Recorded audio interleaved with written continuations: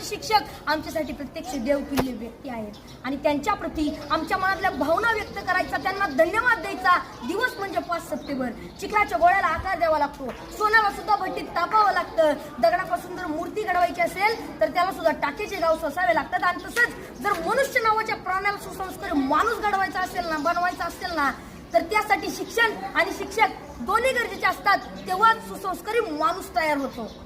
जगावर राज्य करणारा इंग्लंड हा देश आहे आणि या देशाच्या सांस्कृतिक परंपरेने त्यांच्या देशातील शिक्षकांना राष्ट्रपतींइतका सन्मान आणि दर्जा दिला जातो आणि म्हणून तर ते जगावरती राज्य करतात. ज्याला क्रिकेटचा देव मानलं जातं तो मास्टर ब्लास्टर सचिन तेंडुलकर. त्याला प्रसार माध्यमांनी प्रश्न केला की तुम्हाला एवढी बक्षीस मिळाली, तेवढे पुरस्कार मिळाले, तर त्यातलं तुमच्या आवडीचं बक्षीस कोणतं?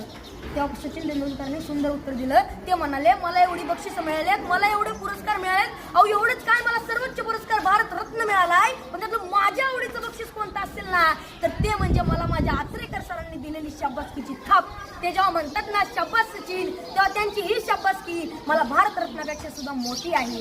जी माणसं आपल्या जीवनात मोठी झाली त्यांनी आपल्या आयुष्यातील मोठेपणाचं यशच श्रेय आपल्या शिक्षकांना दिलंय. जगामध्ये एक सर्वात जास्त वाचलं जाणारं आणि सर्वात जास्त विक्री होणारं एक पुस्तक आहे आणि त्या पुस्तकाचं नाव आहे 7 Habits to Highly Effective People. यशस्वी लोकांच्या 7 सवयी. आणि हे पुस्तक लिहित असताना ते लेखकाने जवळजवळ 3000पेक्षा जास्त यशस्वी आणि सर्व क्षेत्रातील लोकांच्या मुलाखती घेतल्या होत्या. तर त्यामध्ये जवळजवळ प्रत्येक यशस्वी लोकांनी आपल्या यशाचं श्रेय आपल्या शिक्षकांना दिलंय. मनाच्या मोठेपणाचं सर्वात मोठं उदाहरण आपल्या शिक्षकांनी आपल्याला केलेल्या सहकार्याबद्दल कृतज्ञता व्यक्त करणे आणि मनाचा सर्वात मोठा खोटरडेपणा आहे की आपल्या शिक्षकांनी आपल्याला दिलेल्या ज्ञानाबद्दल जाण आणि कृतज्ञता नसणे. अशी माणसं फार मोठी होत नाहीत आणि पुढे जाऊन ती तोंडावर पडतात. असंच एका मनाच्या मोठेपणाचा एक मोठा प्रसंग या ठिकाणी मला सांगावा असं वाटतो.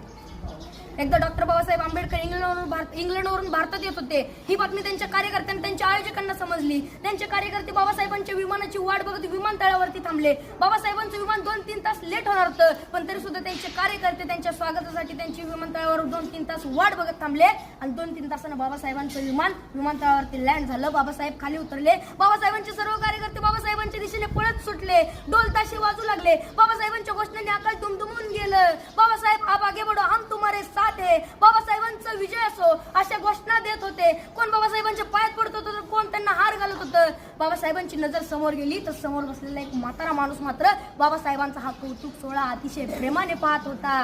बाबासाहेबांनी गर्दी बाजूला सारली आणि तडकन त्या म्हाताऱ्या माणसाकडे गेले आणि आपलं डोकं त्या म्हाताऱ्या माणसाच्या पायावर ठेवलं. त्या क्षणी सर्व लोक आश्चर्यचकित झाले.